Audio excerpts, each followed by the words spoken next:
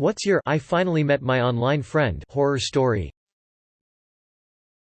Guy the first new in college met a girl online and spent every day talking about her. She lived about 6 hours away. So he planned to take a semester off and pursue this relationship. He got a job in her town and asked if I'd help him move out there since my car would hold more than he could take on a bus. I had a long weekend off and figured, why not? A road trip could be fun. I'd drive him out as a goodbye present. And the way back I planned to visit Yellowstone. Well, we arrive and it turns out he doesn't have an apartment lined up and he found a job posting in his girlfriend's town. He hadn't actually gotten the job, or even applied yet. I make a bunch of phone calls and find him a room to rent that will let him move in that day with just first, last, and deposit. Even without a job. I'm tired and disgusted with his lack of planning, but figure it's worth staying the night and trying to end things on good terms with my buddy. Then he breaks down and confesses that he hasn't actually met this girl. The nights he spent video chatting with her were really just him watching her vlog and jacking it. They've never talked, never texted,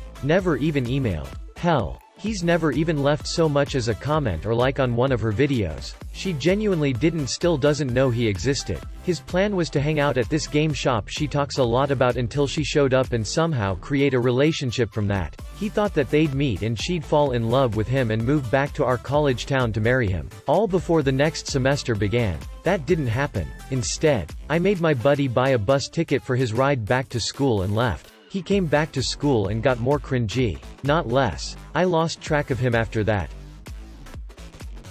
A guy in a forum for a specific hobby would talk to me a lot, but never revealed his real identity. Until out of the blue he suddenly asked me to please come to see him in hospital, where he died a few weeks later. Did you go see him? Yes. His heart was failing. It was weird. This is more of an embarrassment story. When I was in high school in the 90s I was active on the local dial-up BBS scene. I was friends with someone who went by the handle Venus. I knew she was a woman but had no idea what she looked like. I also knew she was dating a guy in real life with the handle Lord Gumby who was also a friend online. Being a socially maladjusted 15-year-old I had a crush on her anyway even though I knew they were both like 18. This was like 1992 so privacy wasn't as big a concern and they knew my address. This was also when people would randomly come by your house to see if you were home. That's unfathomable today. So one Saturday morning I'm at home on my computer totally disheveled, unshowered, and just gross in ratty sweatpants and no shirt. I hear a knock on the front door and go open it. There's a woman who was incredibly beautiful standing there and she just goes, "Hi, I'm Venus." I stood there for a minute, it seemed like jaw dropped trying to say something when Lord Gumby walked up and was like, "Hey doofus. Ever met a woman before?" Needless to say I wanted to sink into a hole in the ground and die. But I hung out with them and I guess I wasn't too horrible because we hung out a lot after that. But that whole time I was like, F my life choices. Haven't talked to them in decades. I wonder how they're doing. I met a guy online. We really got on and he came over a few times so we could hang out. I did find him attractive and tried to hint that I was into him. Note: I can't flirt to save my life but nothing ever happened. After a few dates he suddenly vanished offline. No social media. He wasn't answering texts or emails. Nothing. I thought he'd ghosted me. After 6 months he reappears. I asked him where he'd been and he said I don't want to talk about it. A few weeks after, there was a fad where people were googling their names and posting humorous stories they had found about similar people with their name. Mine was about a ship that had my initials and I started to Google friends' names just out of boredom, morbid curiosity. Googled his name and found a local news story from his area. One of those crime and courts things that he had been done for statutory rape of a minor, online grooming, and had his computer and phone seized as evidence. You dodged a BIIIIG bullet. She dodged a ICBM. Back during WoW's second expansion there was this guy in my guild I'd become friends with mostly through other friends. We talked more and more over time and became fairly close. He had this roommate, and I could hear the guy sometimes, especially when something went wrong during a raid. He'd scream and throw fits. He was pretty awful sounding. My friend told me he wasn't just loud and obnoxious, but verbally and sometimes physically abusive, too. I had my own apartment, so I said, "You know what? Come stay with me. Just long enough to get you on your feet and into a place that's safe." He showed up at my place with a trash bag full of his stuff and a laptop. I set him up in the apartment and started trying to help him find a job. Well, he did not want a job. He did not get a job, either. He sat in my apartment. day after day, eating my food and slowly draining my savings. No matter how hard I tried to get him motivated, he would just dig in his heels and somehow become more sedentary. Eventually I told him he had to go. I couldn't afford to keep him there. He was just couch surfing. I spoke to some people and eventually pieced together that his method of securing a new temporary place was playing on the sympathies of his friends to convince them he was in a terrible living situation. It just worked really well on me because he had that loud, obnoxious roommate to play off of. He wound up calling a nearby relative to come and get him. I think his aunt. I don't know what he told her I supposedly did, but I have never seen a more venomous look from someone in my life. As far as I know, he moved in with his sister and brother-in-law after that, but frankly I don't care where he ended up. He also stole a bunch of my stuff. First and last time I do anything like that.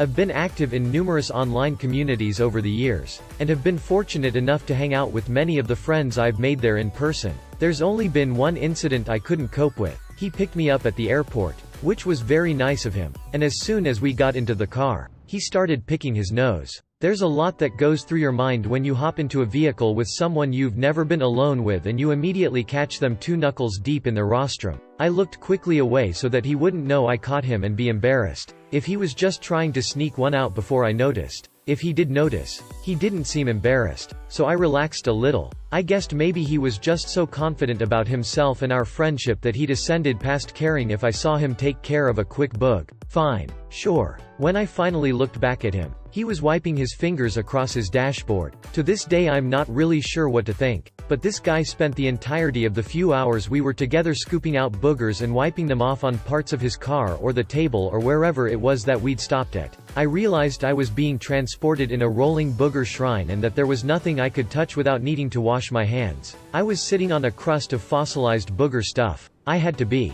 I didn't want to hurt his feelings. He was a nice dude. But I wound up bailing out of our visit early because I couldn't handle it. I don't consider myself a clean freak, but as wiping started to stack it was all I could do not to throw open the passenger door and roll myself out into traffic to escape. I still wonder if I should have done or said anything to save him some grief in the future, but it didn't feel like it was my place. You know, what do you even say?